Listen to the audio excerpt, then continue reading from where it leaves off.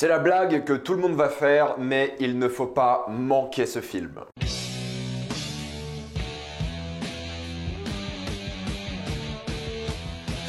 Manque. Comme d'habitude, jusqu'à la minute indiquée dans le titre de la vidéo, il n'y aura pas de spoiler, parce que là vous êtes tranquille, après on va tout spoiler. Manque est l'histoire du scénariste hollywoodien Herman J. Mankiewicz qui a écrit Citizen Kane et c'est exactement ce qu'on va suivre dans ce film. Sa vie à Hollywood durant les années 30 et la manière dont il a réussi à pondre le chef-d'œuvre de Citizen Kane. Première chose extrêmement importante, il faut au moins, et je dis bien au moins, voir le film Citizen Kane avant de pouvoir regarder et comprendre Manque. Si vous pouvez aussi vous renseigner un peu sur l'histoire d'Hollywood des années 30-40, c'est un plus, c'est pas essentiel mais c'est un plus, mais globalement si vous connaissez pas l'histoire de Citizen Kane autour du film et du film, vous allez passer à côté de beaucoup de choses. Je dis ça parce qu'en fait si tu connais pas l'histoire de Citizen Kane, tu vas finir le film et tu vas dire mais attendez, il manque la moitié du film, sauf que la moitié du film ça s'appelle l'histoire. Donc globalement les enjeux du film de Manque, si vous n'avez pas vu Citizen Kane, si vous ne connaissez pas un peu ce que les personnages de Citizen Kane représentent, vous allez un peu passer à côté. Vous avez le droit de pas trop connaître la vie de Herman Mankiewicz, bon ça y a pas trop de problème, mais le film en soi, si vous l'avez pas vu, vous allez avoir du mal. Donc pour ceux qui ont vu Manque ou qui vont regarder Manque sans avoir vu Citizen Kane, je pense que vous allez beaucoup moins apprécier le film et je pense que vous allez être perdu sur beaucoup de points. Donc il faut des bases assez solides. Faut pas être un génie non plus de cette période-là, mais il faut connaître un minimum. Ça se fait vite, il suffit de regarder le film en question, se renseigner avec 2-3 interviews et regarder un peu l'histoire de Citizen Kane, et ça ira, il n'y a pas de souci. Mais il faut quand même effectuer ce travail avant de pleinement pouvoir apprécier ce film d'après moi. Vous avez le droit de l'apprécier sans, mais ça sera, je pense, plus difficile. Écoutez, j'aurais tué pour voir ce film en salle. Clairement, c'est un film qui est magnifique et j'aurais adoré le découvrir en salle, mais il faut quand même remercier Netflix de nous proposer au moins ce film chez soi, parce qu'un film comme ça en salle, ça aurait été un bide colossal. C'est filmé comme un film des années 40, même si c'est bien plus moderne que ça quand même. Donc merci Netflix d'avoir produit ce film. Parlons maintenant du maestro. Manque est réalisé par David Fincher, c'est son 11e film et pour le coup David Fincher on le connaît pour son côté froid on va dire. Là c'est pas un film froid, alors oui il y a une sorte de froideur dans certaines thématiques bien sûr, mais c'est un film plus mélancolique. Non pas que c'est la première fois que David Fincher fait du mélancolisme, mais là clairement c'est un film hommage mélancolique, une vraie nostalgie par rapport à ce film, par rapport à cette époque, comme pouvait l'être un peu Once Upon a Time in Hollywood avec les années 60. Et là c'est pareil avec Manque, les années 30 d'Hollywood, qui n'est pas une période que Fincher a vécu, contrairement à Tarantino qui a vécu les années Hollywood des années 60. Il y a une vraie nostalgie, c'est un film aussi hommage à son père Jack Fincher, qui est le scénariste du film, qui est décédé au début des années 2000 et qui a écrit le scénario il y a plus de 25 ans. On est sur un film sérieux avec une période difficile, c'est après le krach boursier de 29, mais en même temps il y a une vraie beauté, il y a une vraie nostalgie, une vraie mélancolie dans les images, dans les acteurs qui jouent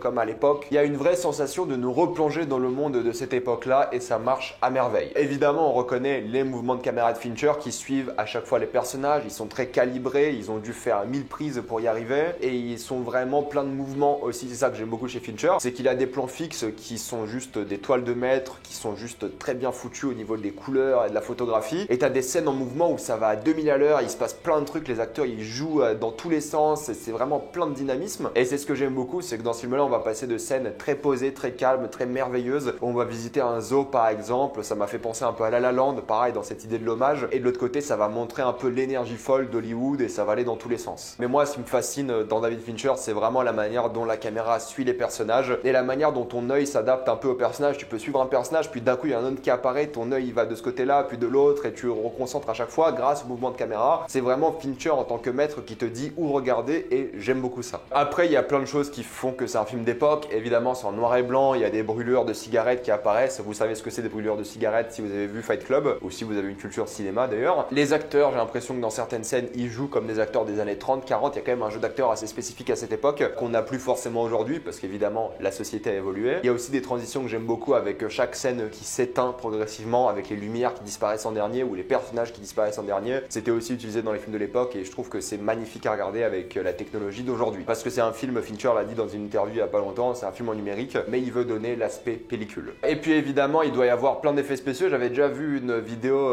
behind the scenes qui montrait un peu les effets spéciaux. Il y a évidemment des effets spéciaux cachés. On le sait très bien, Fincher adore les effets spéciaux subtils pour donner plus de vie au monde, pour créer des décors qui n'existaient peut-être plus et des choses comme ça. Et il y a des scènes magnifiques, il y a une scène lors d'une soirée électorale qui m'en a mis plein les yeux. J'ai adoré le montage, la superposition d'images, c'était génial. C'était, je pense, ma scène préférée du film. Le monde est vivant, on nous plonge vraiment dans cette Hollywood des années 30 et il y a aussi pas mal de références à Citizen Kane. Je pense surtout à un plan concernant Rosebud qui est exactement le même dans ce film-là. C'est une belle référence et je trouve que c'est fait avec beaucoup d'hommage et beaucoup d'intelligence. Mais c'est un film amour du cinéma, sur la nostalgie de l'époque, sur la manière de faire des films aussi. On va passer sur des endroits de production d'Hollywood. On va voir des films en train d'être faits, on va voir comment l'industrie a été utilisée à l'époque, c'est-à-dire les figurants, les acteurs, comment ils ont été manipulés. On va voir comment Hollywood est puissant, comment il peut changer la politique d'un État. Il y a une vraie question morale, éthique, c'est le début des fake news et on peut penser que c'est un peu politique par rapport à aujourd'hui, mais le scénario a été écrit il y a 25 ans, il n'y avait pas du tout cette histoire de fake news. C'est juste que, ironiquement, on va dire, ça fait référence à notre époque. N'allez pas voir que c'est un film anti-Trump ou un film qui parle de notre époque, c'est juste un fruit du hasard, parce que globalement, les méthodes qui ont été utilisées à l'époque sont encore utilisées aujourd'hui, c'est tout. Mais c'est vrai que vu qu'aujourd'hui on s'est beaucoup concentré sur ça, ça fait un peu référence de manière assez ironique. Le scénario, c'est Jack Fincher qui l'a écrit et il est écrit un peu comme l'histoire de Citizen Kane, donc c'est une boucle, c'est pas une histoire linéaire, on va sauter de flashback en flashback et plus on va avancer dans l'histoire, plus les flashbacks et le temps du présent vont se rapprocher, c'est-à-dire qu'ils vont apparaître à une fréquence plus élevée, ils vont rebondir l'un sur l'autre évidemment, c'est le but du film, mais j'aime beaucoup l'idée de boucle que Mank explique d'ailleurs dans le film. C'est pas une histoire linéaire parce qu'il dit très bien dans le film, on peut pas raconter l'histoire d'un homme en 2 heures, mais on peut faire croire au spectateur qu'il a compris son histoire et c'est exactement ce qu'on a avec ce film, c'est qu'au bout des 2 heures de film, on a compris Mank, du moins on a l'impression, même si on n'a pas vécu toute sa vie, on a vécu des éléments clés et on a compris la personne qu'il était lorsqu'il a écrit Citizen Kane.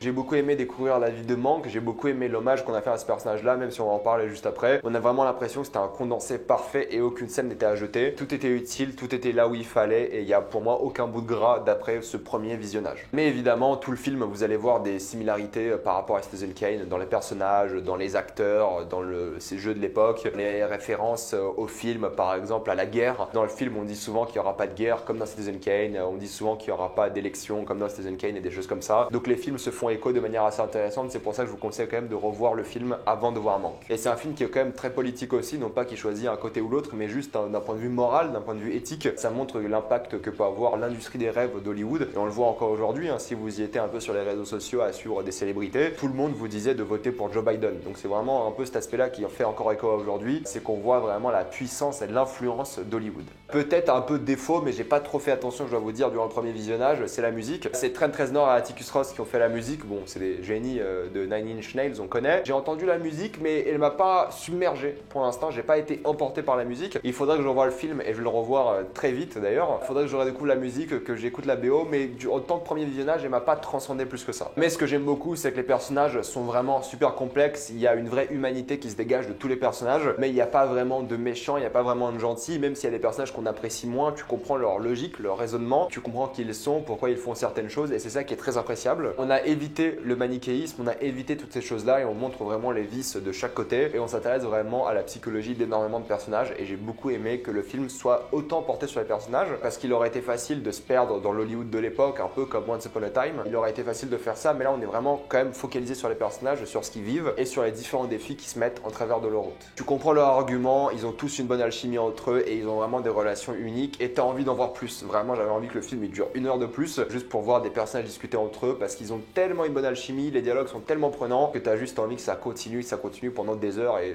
ouais, je suis un peu déçu, un peu frustré, pas déçu, frustré de ça, parce qu'il y a des scènes, j'aurais aimé qu'elles durent plus longtemps, et voilà, ça montre aussi que c'est un bon film, et qu'on en veut beaucoup plus. Pour parler de Mank, c'est évidemment Gary Oldman qui l'interprète, et il est incroyable, j'ai rien à dire là-dessus, il est vraiment très bon dans ce rôle, c'est une performance qui est très prenante, il a ses côtés où il est plus alcoolique, posé dans son lit, où il joue très bien, il a même une grande tirade, un grand discours à un moment, mais en fait, il a vraiment une bonne énergie, une énergie positive dans le film. Tu vois que Mank, c'est une bonne personne, un peu maladroite, qui dit des choses peut-être un peu inappropriées à certains moments, mais tu vois qu'il a bon fond. Et c'est ça qui est intéressant, c'est que même s'il y a des problèmes d'alcoolisme, même s'il a un ego des fois un peu surdimensionné, même s'il se la pète un peu en soirée, des choses comme ça, tu vois qu'il veut que du bien et tu vois qu'il a un sens éthique et moral important. Et c'est ce qui rend le personnage attachant, c'est que tu comprends problème avec l'alcoolisme principalement, mais tu comprends qu'il essaie de faire du bien et il n'y arrive pas forcément tout le temps, et c'est ça qui va le rendre très appréciable. Et j'ai beaucoup aimé un peu l'aspect démon et art, parce que d'un côté les démons de ce personnage de Mank, c'est l'alcoolisme, c'est la manière dont il gère ses relations avec pas mal de monde, même si c'est pas des relations catastrophiques, mais tu vois que ces relations peuvent se briser d'un jour à l'autre à cause de Mank. Et de l'autre côté tu vois que c'est là qu'il écrit le mieux, c'est là qu'il est le plus inspiré, c'est là qu'il fait le taf, et ça montre un peu que l'art c'est pas quelque chose qui vient forcément de bonnes intentions, qui vient de bons moments de la personne, et il faut aller chercher des choses un peu plus sombres aussi. Mais le film ne dit pas non plus qu'il faut être alcoolique pour réussir, qu'il faut avoir des vices, des démons pour devenir un artiste. Mais j'ai bien aimé qu'il accepte que ces deux choses aillent bien ensemble des fois, et ça peut permettre de manière assez réaliste de faire des chefs-d'œuvre du cinéma. Mais ce que j'aime à propos de Mank, c'est sa culture, c'est son talent. Tu vois qu'il va citer plein de choses de droite à gauche durant tout le film, des auteurs connus, des scénaristes connus, des politiciens. Vraiment, il est au courant de l'actualité, il est même un peu visionnaire des fois, il est vu comme une figure qui va voir un peu la réalité des choses avant tout le monde. J'aime ses citations, j'aime la manière dont il se porte, très élégant, très posé, très intelligent, et j'aime beaucoup la manière dont il interagit avec les gens dans une salle. Il le dit lui-même, c'est toujours en tant que malheur presque la personne la plus intelligente dans chaque pièce, et c'est son ego qui lui fait perdre des relations et des choses comme ça. Mais j'adore le voir écrire, j'adore le voir travailler en équipe, et il est tellement prenant. J'aurais pu juste avoir 2h10 de Gary Oldman en tant que Mank qui dit, écrit ou du moins prononce le scénario de Citizen Kane en haute voix, et j'aurais adoré le film. J'adore les scènes où tu vois un maestro faire des choses. Dans tous les films, dès que quelqu'un de très doué fait quelque chose, je suis vraiment pris par l'histoire, et là voir juste Mank réciter un scénario, l'écrire comme ça de tête, tu te dis mais putain quel génie. Et c'est ça que j'ai adoré, c'est vraiment me plonger dans sa psychologie et le voir être quelqu'un d'absolument talentueux, et de voir comment sa culture est utilisée à bon escient. Parce que c'est pas un génie naturel, tu vois que le mec a travaillé dur, tu le ressens, il s'est beaucoup instruit, et jamais on te dit que c'est naturel ce qu'il fait. C'est du travail, ça vient pas de nulle part, et son intelligence et son élégance ne viennent pas de nulle part non plus. Parce que Mank, c'est avant tout les relations qu'il entreprend avec les gens autour de lui, que ce soit des producteurs, des amis, des assistants, la famille, tous les gens qui gravitent autour de Mank, je trouve qu'ils ont vraiment quelque chose à apporter au film, et encore une fois, aucune scène n'a été gâchée. Il y a plein de personnages, pour parler du personnage de Lily Collins, que j'ai trouvé vraiment très bonne dans le rôle aussi en tant que Rita. Elle avait l'air un peu timide au début, mais c'est vraiment la force tranquille du film, c'est vraiment la force qui va ramener Mank un peu vers la réalité des fois. Elle symbolise l'optimisme, et il fallait un peu une opposition au côté plus sombre de Mank, qui était alcoolique, et qui devait un peu être amené à l'ordre, du moins par une force qui n'a pas d'autorité sur lui, mais qui a un point de vue extérieur sur cette personne. J'ai beaucoup apprécié aussi Orson Welles, qui est interprété par Tom Burke, et c'est vrai que j'ai un peu de mal avec son jeu d'acteur, non pas qu'il joue mal, mais vu que j'ai vu des interviews d'Orson Welles il y a pas longtemps, vu que j'ai vu Citizen Kane il y a quelques jours, revu en tout cas, j'ai un peu de mal parce que j'ai trop encore Orson Welles dans ma tête, et là, il a pas l'envie de l'imiter non plus, il a quand même envie d'être sa propre personne, son propre jeu d'acteur, mais j'ai du mal à le voir en tant que Wells, parce que j'ai vu Wells tellement récemment que là j'ai l'impression que c'est un peu une copie, un peu quelque chose de fade, un peu quelque chose qui m'a fait sortir du film. Mais après c'est encore une fois parce que j'ai bouffé pas mal d'interviews, de choses comme ça. Si vous avez rien vu d'Orson Welles récemment, je pense que ça ira, mais j'étais un peu dérangé par ça du coup. C'est pas forcément un défaut au film, c'est plus par rapport à mon expérience, mais je l'ai bien aimé, j'ai bien aimé son utilisation, parce qu'il aurait pu être présent durant bien plus dans le film, parce que quand même Orson Welles c'est une grande figure du cinéma international, mais surtout américaine, c'est lui qui a changé Hollywood pour toujours. Ils auraient pu avoir plus de scènes avec lui pour avoir encore plus de marketing par rapport à ce personnage-là, mais ils l'ont pas voulu, et je trouve que ses interventions étaient toujours utiles, et elles ont vraiment participé au film de manière assez pertinente. Mais le personnage que j'ai adoré, c'est Amanda Seyfried. Je trouve qu'elle change le film en tant que Marion Davies, parce que dès qu'elle apparaît à l'écran, t'as l'impression de voir un autre film. T'as l'impression qu'il y a une fantaisie qui sort de ce film-là, t'as l'impression que le film a changé. Il y a pas beaucoup de scènes avec elle, mais à chaque fois que tu la vois, elle illumine l'écran, alors que c'est en noir et blanc pour vous dire. Tu la vois, t'as l'impression de changer d'époque, t'as l'impression de vivre quelque chose d'unique, de fantastique, t'as l'impression que c'est un conte de fées, et j'ai adoré ces moments-là. Il y a une scène dans un zoo que je vous dis, elle est magnifique cette scène. J'aurais adoré être posé au cinéma à regarder ça avec un gros sourire sur mon visage. Là je l'ai quand même eu ce sourire, mais sur mon PC 15 pouces. C'est triste. Elle change le film, elle est radieuse, je l'ai adorée. Encore une fois, il n'y a pas beaucoup de scènes avec elle. Ce qui est un peu bizarre quand tu connais l'histoire de Mank avec cette personne. Quand elle est là, elle est magique, et je trouve que son jeu d'acteur est top. Elle représente bien un peu les actrices de l'époque. Tu vois qu'elle surjoue un peu pour ressembler aux actrices de l'époque, et j'ai adoré ça. Vraiment, j'ai adoré son attitude, son personnage.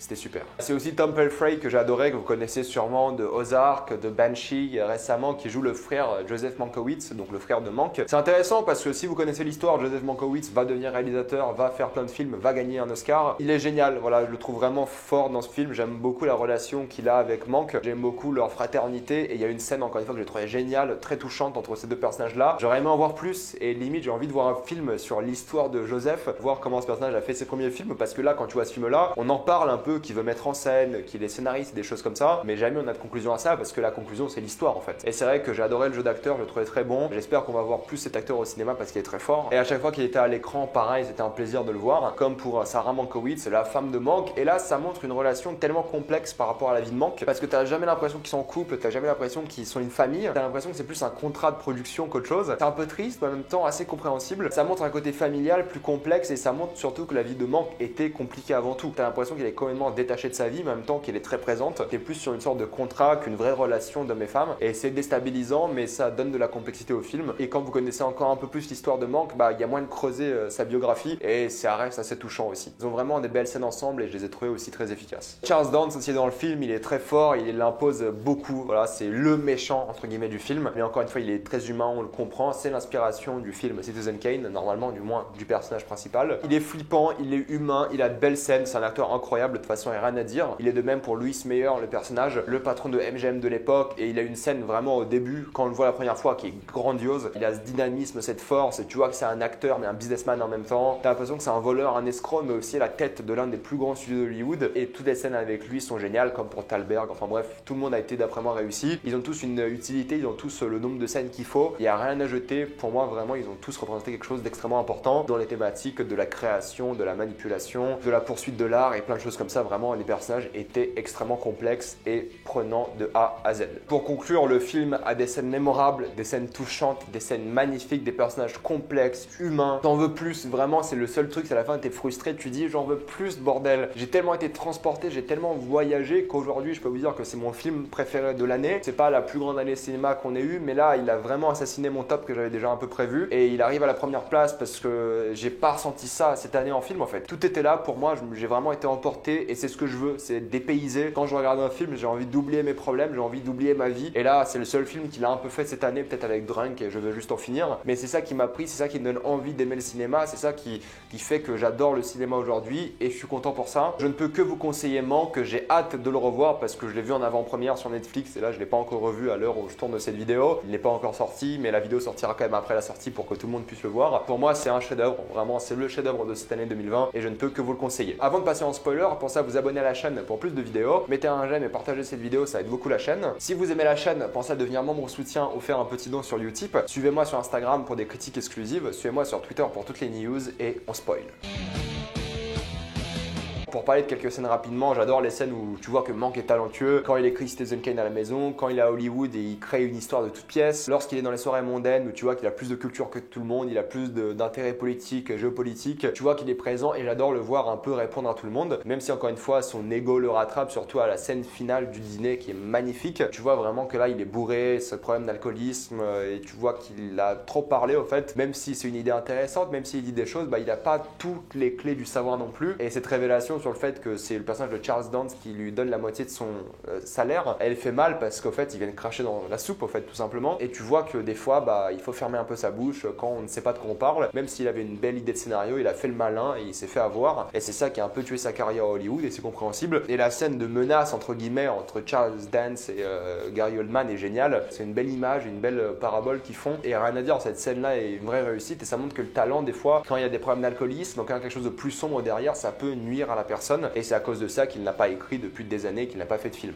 Mais évidemment, les premières scènes où on voit tous les personnages, que ce soit Meyer ou Marion, elles sont géniales. Quand Meyer court dans le studio d'Hollywood, à droite à gauche, il parle à tout le monde, il dit bonjour, fais ça, fais ça. Il est plein d'énergie, puis il arrive devant les figurants, les acteurs, l'équipe technique et il dit tout triste, on n'a plus d'argent, il faut faire quelque chose. Et tu vois que c'est un acteur aussi, tu vois que c'est un escroc aussi un peu, mais bon voilà, c'est un peu pour ça qu'on aime ce personnage. Et pareil, Marion, c'est l'inverse. Marion, c'est le féerisme, c'est le conte de fées, mais tu vois aussi qu'elle est ancrée dans ce monde d'Hollywood, surtout quand elle dit qu'elle a déjà fait sa sortie, elle peut pas revenir en arrière. Bon, on a compris que c'est une petite starlette, mais pour moi, ça marche vraiment du tonnerre. Pareil, quand Rita Lily Collins s'impose sans comprendre en disant à Mank faut arrêter tes conneries, t'es là pour écrire, et quand il comprend qu'il a sauvé des gens en Allemagne, quand tu vois qu'il a un côté humain très prenant, bah pareil, Rita comme Mank n'a pas toutes les informations et elle fait une crise par rapport à quelque chose qu'elle ne connaît pas forcément. C'est un parallèle à dresser entre les deux scènes, entre Rita qui gueule devant Mank et Mank qui gueule dans la salle de dîner. C'est la même chose, il y a un moment, quand tu sais pas tout, il faut la fermer, il faut pas faire le malin. J'adore les scènes avec le téléphone quand les personnages se donnent le téléphone parce qu'ils se donnent le pouvoir en fait. Tu sais jamais qui va le récupérer à la fin, et ce sera la personne le téléphone, et ce sera Manque. Tous les gens qui communiquent avec cette maison isolée dans le Mojave, c'est super prenant parce que le pouvoir à chaque fois change. Il passe de l'un à l'autre et via ce téléphone, via les lettres, tu vois que tout peut changer dans cette maison qui est tout de même assez paradoxalement isolée. Tout change à l'intérieur via des communications extérieures. La scène aux zoo, je l'ai adoré évidemment. La soirée d'élection, je l'ai adoré aussi. L'ego de Manque. Il y a un ego et en même temps il y a ce pari qu'il fait sur quelque chose d'éthique. Il s'est dit pour une fois que le bien va triompher, qu'il va gagner parce qu'ils se sentent coupables d'avoir créé justement ces fake news, ces fausses annonces. Et ils se sont coupables de ça. Il s'est dit voilà, on parie tout et il a envie de prouver le fait qu'il va quand même gagner. Le fait qu'il ait donné cette excellente idée ne va pas faire que l'humanité va changer. Il croit toujours dans le bon et là quand le mauvais gagne entre guillemets, il se sent un peu coupable. Non pas qu'il était forcément contre le républicain ou autre, mais juste qu'il voulait pas aider comme ça Hollywood. Il voulait pas changer la politique avec une stupide idée comme ça qu'il a dit sur le tas. Et puis par rapport au suicide, évidemment, il a de gros remords. Quand il donne les balles à cette femme et la femme elle crie parce qu'il y avait toute une boîte de balles, là tu te sens mal et la scène est très prenante. Et tu comprends encore plus l'alcoolisme de Manque parce que c'est quand même quelqu'un qui a beaucoup de remords. Et puis la scène finale avec Wells, elle est géniale aussi quand Wells s'énerve et il se dit putain ça c'est une bonne idée pour la fin du film Citizen Kane. C'était un peu facile je trouve comme idée de scénario, mais c'est ça aussi, je pense qu'un scénariste ou quelqu'un qui crée quelque chose, il s'inspire de sa vie de tous les jours comme l'a fait Manque, et il s'inspire des choses qu'il voit tout le temps. Donc une bonne idée comme ça à la fin, c'était assez bienvenu et encore une fois ça fait plein de références à Citizen Kane sans arrêt. Et j'ai beaucoup aimé la scène de fin avec le mari de Rita qui est encore en vie, qui a survécu. C'est encore une touche d'optimisme et tu vois que le scénario est écrit et bouclé et maintenant on va passer à autre chose. Et j'adore évidemment les extraits avec Orson Welles, les Oscars et les choses comme ça à la fin. Et ce plan de Herman qui est avec son Oscar, je trouvais que c'est un bel hommage à ce personnage un peu torturé mais qui a quand même créé quelque chose de grand. La critique qu'on peut faire par rapport à ça, c'est qu'on a l'impression qu'Orson Welles il a rien fait par rapport au scénario. Mais d'un autre côté, quand tu connais l'histoire, tu sais très bien que Herman il a donné la première version et c'est Welles qui l'a réécrit par la suite. C'est juste qu'on voit pas le moment où Welles réécrit le scénario, c'est tout. Et pareil, si tu connais pas l'histoire de Citizen Kane, tu sais pas pourquoi ils vont plus jamais retravailler ensemble, Welles et Manque. Parce qu'au final, tu dis ils ont fait un super film, ils ont gagné un Oscar et pourtant ils disent on va plus jamais travailler ensemble. Et si t'as qu'une seule scène dans le film qui te fait briser cette relation, qui existait à peine, t'as l'impression que c'est pas assez. C'est pour ça que le film te demande de connaître l'histoire et de comprendre pourquoi ils n'ont jamais retravaillé ensemble. C'est pas le but du film, c'est pour ça que les gens vont être frustrés, je pense, les gens qui connaissent pas l'histoire, parce qu'ils se disent ah oui tout ça pour ça,